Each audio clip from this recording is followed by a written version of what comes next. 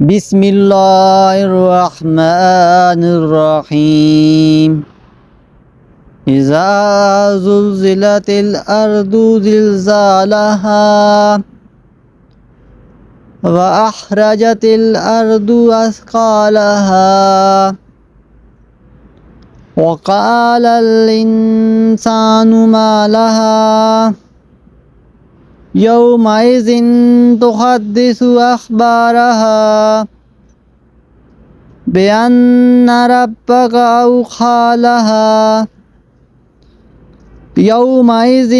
يصدر الناس أشتاتا ليروا أعمالهم